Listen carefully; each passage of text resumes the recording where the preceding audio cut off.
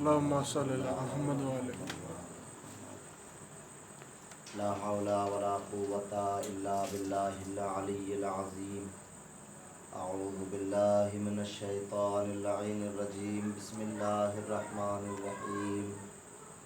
الحمد لله رب العالمين. الصلاة والسلام والتحية والإكرام محبوب رب المشرقين ورب المغربين جد الحسن والحسين مولى الكونين أبي القاسم محمد اللهم صل على محمد وعلى أهل بيتك الطيبين الطاهرين المعصومين المظلومين ولعنة الله على أعدائهم أجمعين من يومنا إلى هذا إلى قيام يوم الدين.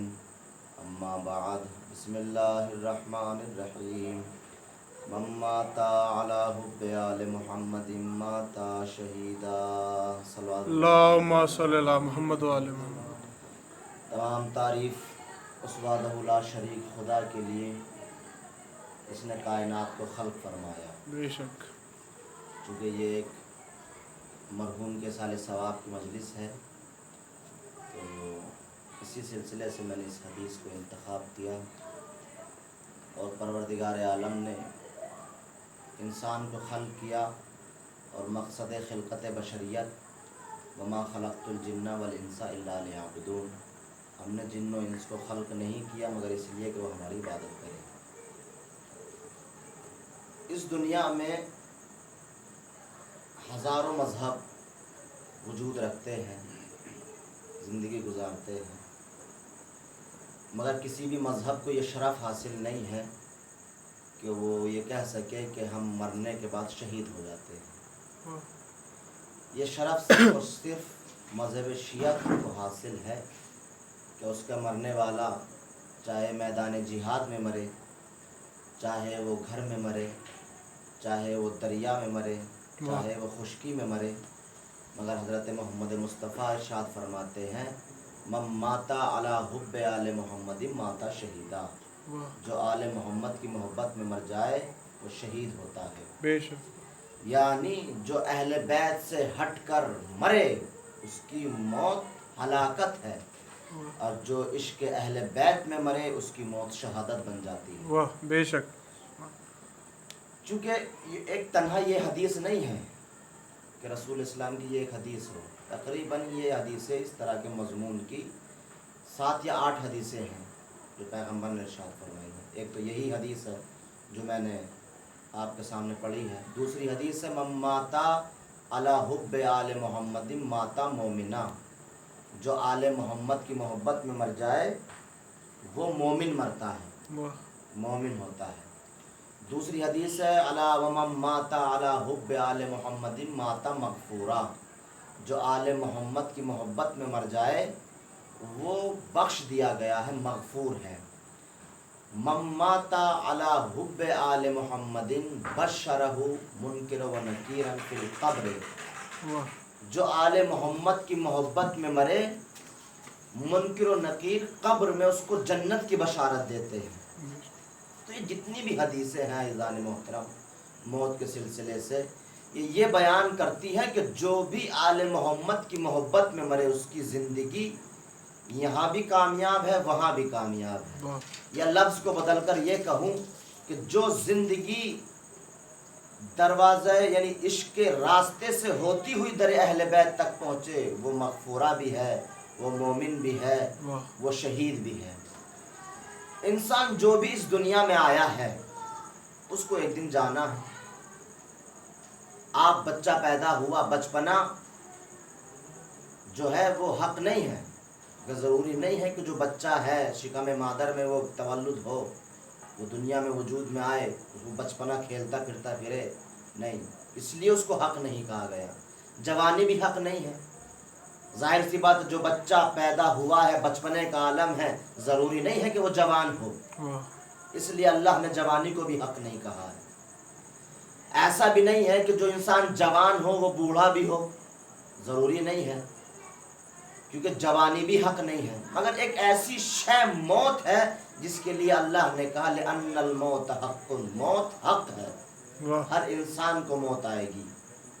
چاہے وہ کسی طریقے سے بھی آئے. بے شک. اور دنیا میں سب سے خطرناک اور سب سے اذیت ناک شے کا نام ہے موت. واہ. بے شک. مگر انسان اپنی امور زندگی کے سلسلے میں بھاگا دوڑی کرتا ہے، ادھر بھاگتا ہے ادھر بھاگتا ہے، ہر چیز کو یاد کرتا ہے مگر وہ موت کو بھول جاتا ہے. حالانکہ اللہ فرماتا ہے موت کو دن میں یاد کرو 5 مرتبہ. چاہے جس طرح تم نماز پڑھتے ہو 5 وقت کی، اسی طرح تم موت کو اپنی یاد کرو، کیونکہ سب سے سخت ترین شے کا نام ہے موت. اب اگر میں آپ کے سامنے دلیل کے طور پر یہ بات بیان کروں کہ موت سخت ترین کیا ہے، جناب سلمان کو جب حضرت عمر رضی اللہ تعالی عنہ کی خلافت کے دور میں مدائن کا سربراہ دے دیا گیا اور کہا گیا آپ وہاں کے گورنر ہیں، اور مدائن بھیج دیا گیا، تو جب آخری وقت آیا جناب سلمان کا تو جناب سلمان نے اسبغ نامی جو صحابی تھا جناب سلمان کا اس کو بلایا، اور اس کو بلانے کے بعد کہا کہ اسبغ، پیغمبر اسلام حضرت محمد مصطفیٰ صلی اللہ علیہ وآلہ اللہم صلی وسلم اللہ محمد و آل محمد نے مجھے وصیت کی تھی کہ اسبغ سلمان جب تم سے مردے ہم کلام ہونے لگے تو سمجھ لینا تمہاری موت کا وقت قریب آ گیا. کہا پھر اے سلمان محمدی آپ کیا چاہتے ہیں؟ کہ اسبغ ایک تخت کا انتظام کرو اور مجھے قبرستان میں لے کر چلو تاکہ میں دیکھوں کہ میرا موت کا وقت قریب آیا ہے کہ نہیں ہے. اسبغ نے ایک تخت کا انتظام کیا، کچھ لوگوں کو بلایا، جناب سلمان اس تخت پر لیٹ گئے، بیماری کی حالت ہے. قبرستان میں پہنچے جناب سلمان، اور قبرستان میں پہنچنے کے بعد جناب سلمان نے آواز دی السلام علیکہ یا اہل القبور، اے قبروں میں سونے والوں تم پر میرا سلام. کوئی جواب نہیں آیا. پھر دوسری مرتبہ سلام کیا السلام علیکہ یا اہل القبور، اے اہل قبر تم پر میرا سلام ہو. پھر بھی کوئی سوال کا جواب، سلام کا جواب نہیں آیا. پھر جناب سلمان نے اپنے سلام کرنے کے انداز کو بدلا، میں سلمان محمدی تم پر سلام بھیج رہا ہوں. جیسے ہی اتنا کہا تو ایک قبر سے ایک آواز اٹھی، ہم کلام ہوا مردہ. آواز دے کر کہتا ہے وعلیک السلام یا سلمان محمدی، اے سلمان محمدی، محمد کے سلمان تم پر ہم بھی ہمارا سلام ہو. کہا بتائیے جناب سلمان آپ یہاں کس لیے آئے ہیں؟ کہا ایک تو میں یہ دیکھنے کے لیے آیا تھا کہ آخر میری موت کا وقت قریب آیا کہ نہیں آیا، دوسرے مجھے یہ بتاؤ موت کی منزل کیا ہے، موت میں ہوتا کیا ہے. تو وہ مردہ جو قبر سے بول رہا تھا اس نے کہا اے سلمان محمدی، دنیا میں سب سے وحشت ترین چیز کا نام ہے موت، سب سے اذیت ناک چیز کا نام ہے موت. بے شک. مگر ہم موت کو بھولے ہوئے ہیں، دنیاوی امور میں الجھے ہوئے ہیں، کوئی موت کو یاد نہیں کرتا. مگر پیغمبر ارشاد فرماتے ہیں جس طرح تم نماز پڑھتے ہو 5 وقت، اسی طرح 5 وقت موت کو یاد کرو. کہا بتاؤ تمہاری موت کیسے ہوئی، تم جنت میں رہنے والے ہو یا جہنم میں رہنے والے ہو؟ کہ اللہ کا شکر ہے اس مردے نے کہا کہ میں جنتی ہوں. کہ اپنی تفصیل سے اپنی داستان بیان کرو کہ موت میں ہوتا کیا ہے. توجہ، جو بھی حضرات اس مجلس کو سماعت فرما رہے ہیں ان سے میری خصوصی توجہ ہے کہ موت میں ہوتا کیا. اس نے وہ کہتا ہے کہ سلمان جب میرا آخری وقت آیا اور میں تخت پر لیٹا ہوا تھا تو ایک وحشت ناک انسان، وحشت ناک جس کا چہرہ سیاہ تھا، اس کے ہاتھ میں گرز تھا، وہ آ کر میرے پیروں کی طرف کھڑا ہو گیا اور اس نے اپنی زبان سے کچھ کہا تو میری آنکھوں کی بینائی ختم ہو گئی. پھر اس نے کچھ الفاظ دہرائے تو میری سماعت چلی گئی. اس نے تیسری مرتبہ کچھ زبان سے دہرایا تو میری لکنت چلی گئی، میرے ہاتھ پیر کام کرنے بند ہو گئے. میں نے اشارے میں اس سے پوچھا بھائی تو کس لیے آیا ہے؟ کہ میں تیری روح قبض کرنے کے لیے آیا ہوں، میں ملک الموت ہوں. تو میں نے بڑھ کر معلوم کیا بھائی میرے چھوٹے بچے ہیں، بیوی ہے، اہل خانہ ہے.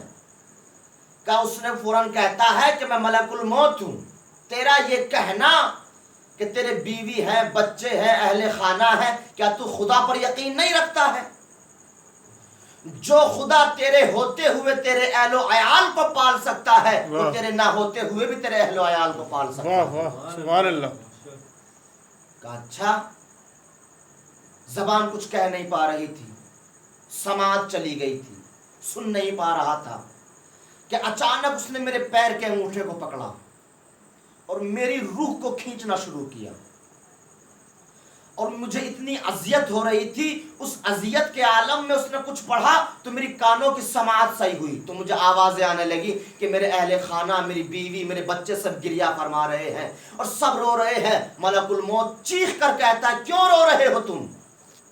میں کوئی پہلی مرتبہ نہیں آیا ہوں، میں بار بار تمہارے پاس آؤں گا، بار بار آتا ہوں اور آتا رہوں گا، آج اس کو لے کر جا رہا ہوں، کل تمہاری باری ہوگی، میں لینے کے لیے آؤں گا، میں 5 وقت آتا ہوں تمہارے گھروں میں، ہر وقت آتا ہوں۔ عزیزان محترم، اور جب اس نے میری روح کو کھینچنا شروع کیا، نکالنا شروع کیا بدن سے، تو جناب سلمان نے اس مردے سے معلوم کیا کہ اس وقت کیا عالم تھا، تو وہ کہتا ہے یا سلمان محمدی، اس وقت یہ عالم تھا کہ اگر مجھے 70 مرتبہ کسی آرے سے کاٹا جاتا تو وہ میرے لیے آسان تھا۔ 70 مرتبہ اگر مجھے کسی آرے سے کاٹا جاتا تو وہ میرے لیے آسان تھا، اس سے کہ میری روح کو میرے بدن سے کھینچا جا رہا تھا، میری روح کو میری بدن سے نکالا جا رہا تھا۔ اور جب میری روح نکل کر میرے چہرے سے نکل کر میرے سینے میں آئی تو اب مجھے اپنی اولاد کا خیال آیا، اولاد کا خیال آیا۔ جب روح نکل کر میرے شکم سے آئی تو مجھے اپنی بیوی کا خیال آیا، روح نکل کر چلی گئی۔ وہ کہتا ہے میری روح کو نکال کر بارگاہ الہی میں پیش کیا گیا کہ بتاؤ کیا لے کر آئے ہو؟ نماز ہے، روزہ ہے، حج ہے، زکوٰۃ ہے۔ میں نے سب چیزوں کا سوال و جواب کا بہت تفصیلی واقعہ ہے، اور تفصیل سے نہیں پڑھنا چاہتا کیونکہ بات بہت لمبی ہو جائے گی۔ میں نے سب چیزوں کا جواب دیا۔ میری روح کو جب واپس لایا گیا زمین پر تو مجھے غسل و کفن دیا جا رہا تھا، مجھے غسل و کفن دیا جا رہا تھا، اور میری اولاد کو سب دلاسا دے رہے تھے، تسلی دے رہے تھے کہ بیٹا صبر کرو، صبر کرو۔ مجھے کفن میں لپیٹ دیا گیا، میں اپنی روح اپنے بدن کے ساتھ، میری روح میرے بدن کے ساتھ تھی۔ بس عزیزو سنیے ذرا، میں جو بیان کرنا چاہتا ہوں کہ جب میرے جسم کو قبر میں اتارا جا رہا تھا تو ایسا لگ رہا تھا جیسے مجھے آسمان سے زمین کی طرف پھینک دیا گیا ہو۔ مجھے وحشت طاری ہو رہی تھی، مجھے وحشت طاری ہو رہی تھی عزیزان محترم۔ اور قبر کو جب برابر کر دیا گیا اور میری روح اس قبر کے اندر تڑپ رہی تھی، پھڑپھڑا رہی تھی، تو جو لوگ فاتحہ پڑھ کر میری قبر سے گزر کر چلے تو میں نے چیخ کر اپنے بیٹے کو آواز دی، بیٹا سنو، مجھے اس صحرا میں کہاں تنہا چھوڑ کر جا رہے ہو؟ مجھے اس جنگل میں کہاں تنہا چھوڑ کر جا رہے ہو؟ یہ جنگل ہے، یہ صحرا ہے، یہ بیابان ہے، مگر کوئی میری آواز کو نہیں سن رہا تھا۔ جو جا رہا تھا وہ پلٹ کر مجھے نہیں دیکھتا تھا۔ اس وقت مجھے خیال آیا کہ جس اولاد کے لیے، جس بیوی کے لیے، جن اہل خانہ کے لیے میں نے اپنی پوری زندگی صرف کر دی، وہ یہاں تک میرے ساتھ ہیں، یہاں کے بعد میرے کوئی ساتھ نہیں ہے، سب چلے گئے ہیں۔ میں چیختا رہا، میں پکارتا رہا، نہ میرے بیٹے نے مجھے پلٹ کر دیکھا، نہ میرے بھائی نے مجھے پلٹ کر دیکھا۔ تو مجھے معلوم ہوا کہ رشتے صرف دنیا تک محدود ہیں، یہ رشتے صرف دنیا تک محدود ہیں، یہ رشتے صرف دنیا تک محدود ہیں۔ اصل رشتہ قبر کا، جو قبر میں کام آنے والا ہے، وہ ہے عمل، وہ عمل ہے۔ قبر میں جو کام آئے گا وہ بھائی بہن یا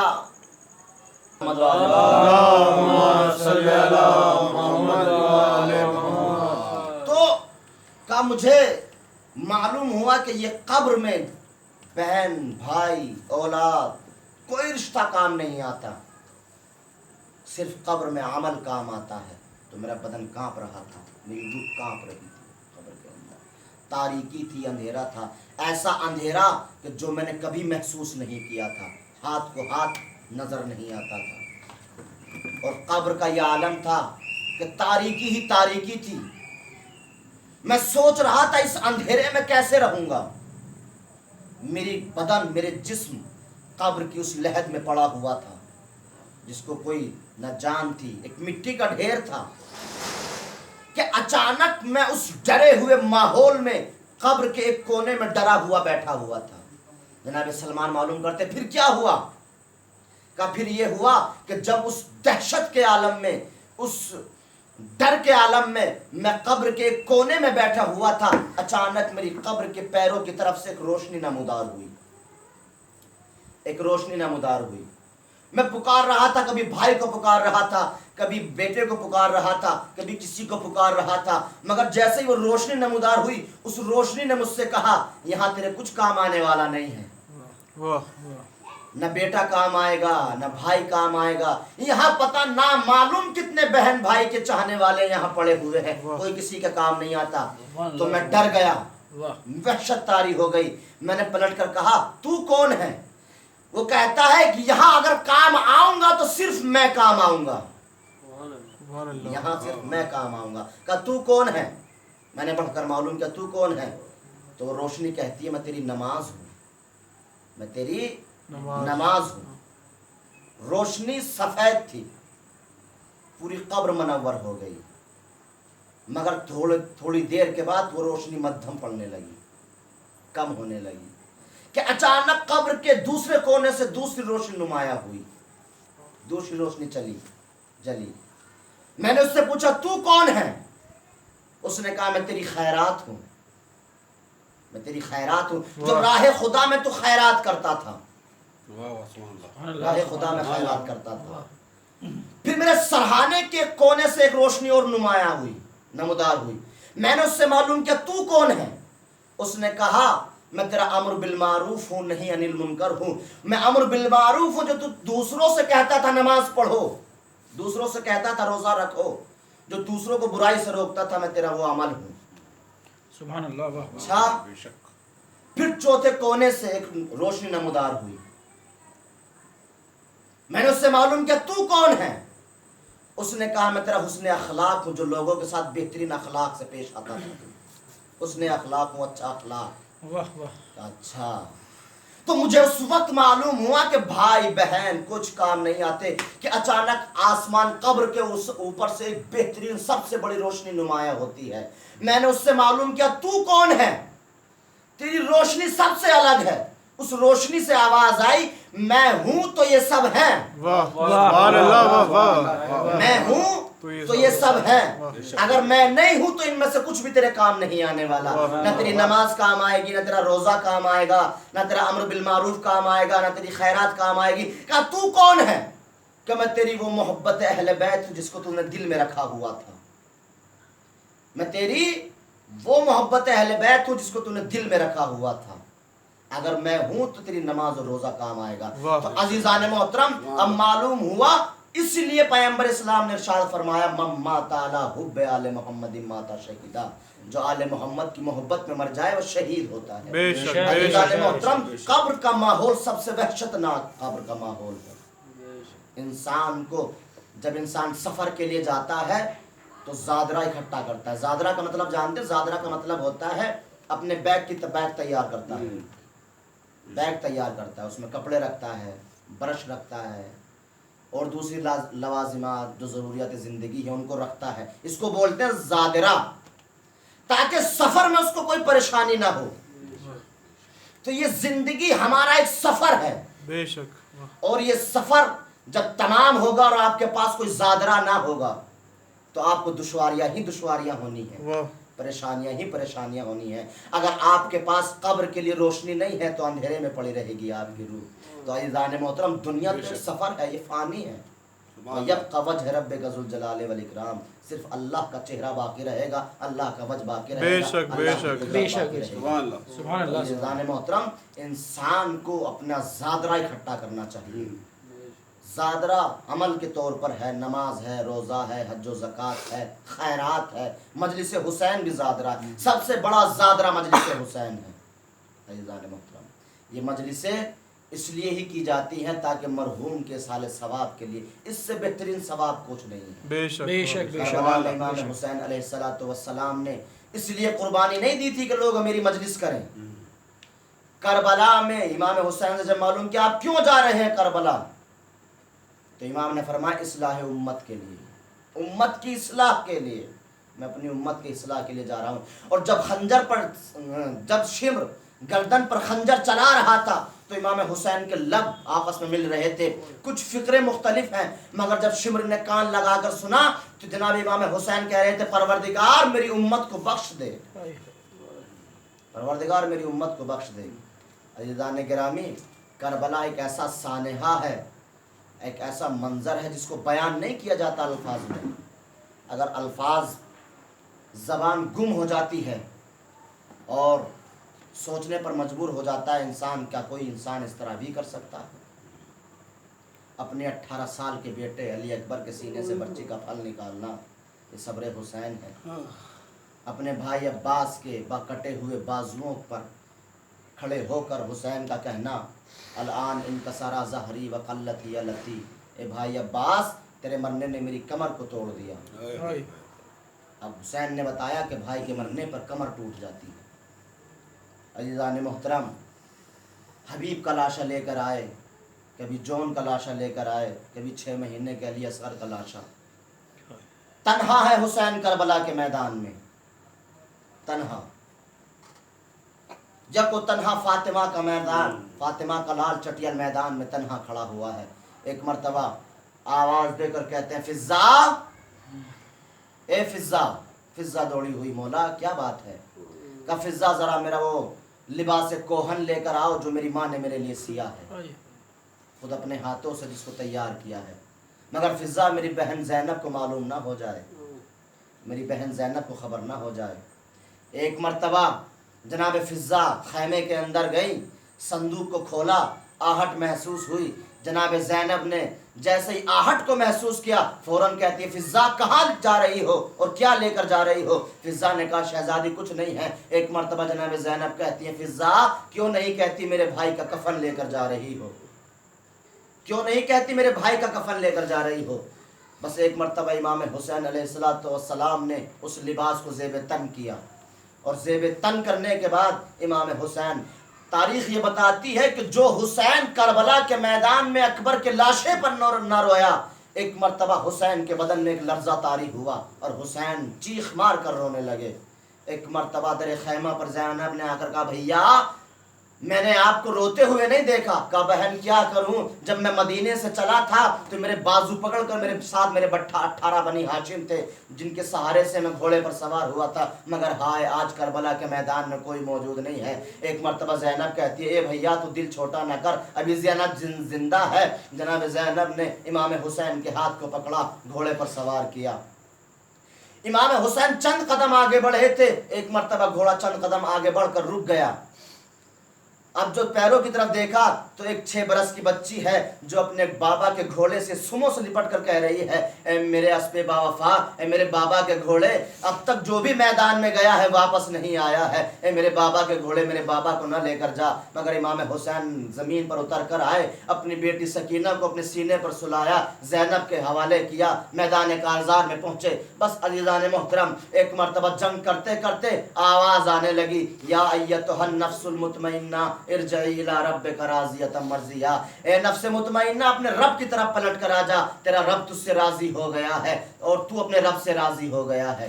امام حسین نے تلوار کو نیام میں رکھ لیا۔ تاریخ یہ بتاتی ہے، زیارت ناہیہ میں امام ارشاد فرماتے ہیں کہ تلوار کا نیام میں جانا تھا، ساری پھیلی ہوئی فوجیں سمٹنے لگی، اور دور جاہلیت میں جب کسی اونٹ کو نہر کیا جاتا تھا تو اس کا حلقہ بنا لیا جاتا تھا، کوئی اسے تیر مارتا تھا، کوئی اسے نیزہ مارتا تھا۔ کربلا کے میدان میں ہمارے جد کو بالکل اس مظلومہ طریقے سے شہید کیا گیا کہ اگر کسی کو کچھ نہ ملا تو کربلا کی گرم خاک اٹھا کر حسین کی طرف پھینک دیا جاتا تھا۔ حسین کا جسم تیروں پر معلق ہو ہو گیا تھا، ایک مرتبہ شمر خنجر کو لے کر آگے بڑھا اور حسین کو پشت کی بل زمین پر لٹایا، ایک مرتبہ 13 ضربیں لگائیں، کربلا سے آواز اٹھنے لگی، قد قتل الحسین بکربلا، قد ذبح الحسین بکربلا۔ در خیمہ سے زینب نے پکار کر کہا، اے شمر سوکھا گلا ہے فاطمہ کا لال، 3 دن کا بھوکا پیاسا ہے، اے شمر کیا کر رہا ہے؟ فاطمہ کو لال کو کربلا کے میدان میں شہید کر دیا گیا۔ الا لعنت اللہ علی القوم الظالمین، سیعلم الذین ظلموا ایہم ینقلب منقلبون۔ بار الہ تجھے واسطہ محمد و آل محمد کا، جو مومنین پریشان حال ہے ان کی پریشانی کو دور فرما۔ بار الہ تجھے واسطہ محمد و آل محمد کا، جو مومنین مقروض ہیں ان کے قرض کو غیب سے عطا فرما۔ بار الہ تجھے واسطہ محمد و آل محمد کا، جو تو نے اس مجلس کا ثواب رکھا ہے وہ مرحوم کی روح کو اصال فرما۔ بار الہ تجھے واسطہ محمد و آل محمد کا، شیعان حیدر کرار جہاں کہیں بھی ان کی جان کی مال کی عزت کی آبرو کی حفاظت فرما۔ بار الہ تجھے واسطہ محمد و آل محمد کا، امام کے ظہور میں تعجیل فرما، ہمیں ان کے انصار میں شمار فرما۔ ربنا تقبل منا انک انت السمیع العلیم ورحمۃ اللہ وبرکاتہ۔ ایک مرتبہ سورہ حمد اور 3 مرتبہ سورہ اخلاص کی تلاوت فرما کر سکینہ خاتون بنت شوکت علی آبدی کی روح کو اصال فرما۔